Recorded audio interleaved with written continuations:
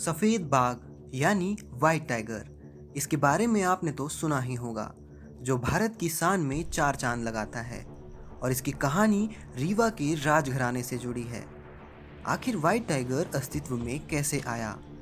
सफ़ेद रंग के फर होने के अलावा और ऐसी क्या खास बातें हैं जो इसे सेंटर ऑफ अट्रैक्शन प्रोवाइड कराती हैं? और साथ ही जानेंगे कुछ साइंटिफिक पहलू जो प्रत्येक इंसान को पता होने ही चाहिए। इसके अलावा देश के पहले वाइट टाइगर, जिसका नाम मोहन रखा गया, क्या थी उसकी कहानी? So hey guys, this is Parag and you're watching a wild lifer. White tiger यानी डब्लू पैंथरा टाइग्रेस टाइग्रीस, सफ़ेद रंग जैसे जंगल के राजाओं का राजा। भारत में सबसे पहले सफ़ेद बाघ रीवा में देखा गया।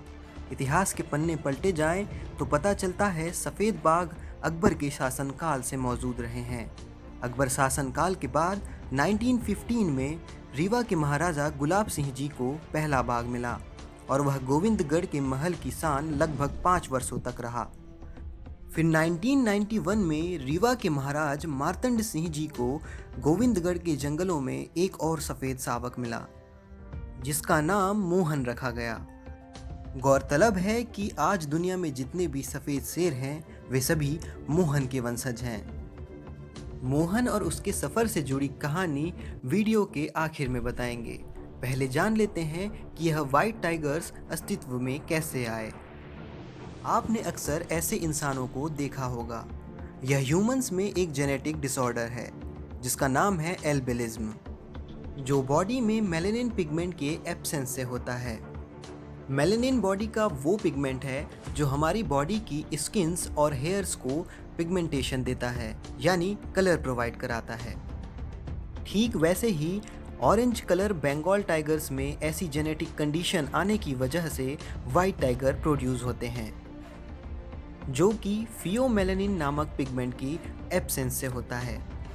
वाइट टाइगर बंगाल टाइगर्स के कंपैरेटिवली फास्ट ग्रो करते हैं और वे 2 से 3 सालों में फुली ग्रोन एडल्ट जितने हो जाते हैं।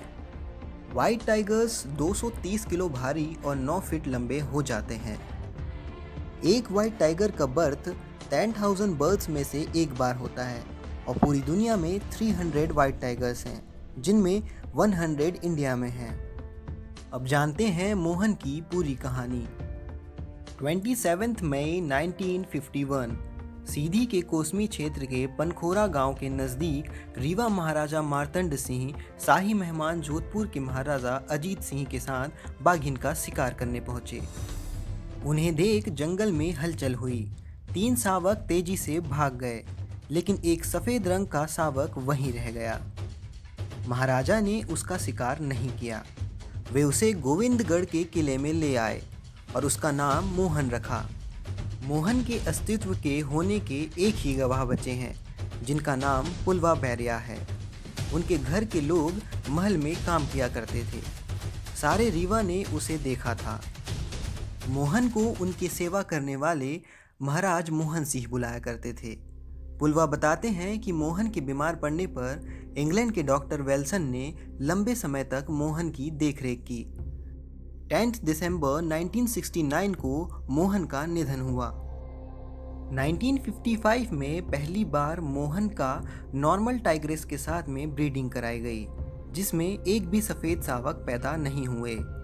30 अक्टूबर 1958 को मोहन के साथ रहने वाली राधा नाम की बाघिन ने 4 शावकों को जन्म दिया, जिनमें मोहिनी, शुकेशी, रानी और राजा थे।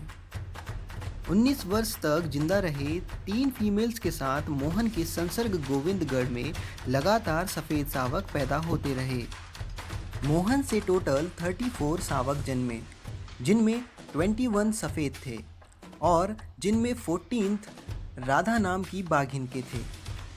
गोविंदगढ़ किले में 6 सितंबर 1967 को मोहन और सुकेशी से चमेली जन्मी और 17 नवंबर 1967 को विराट जन्मा।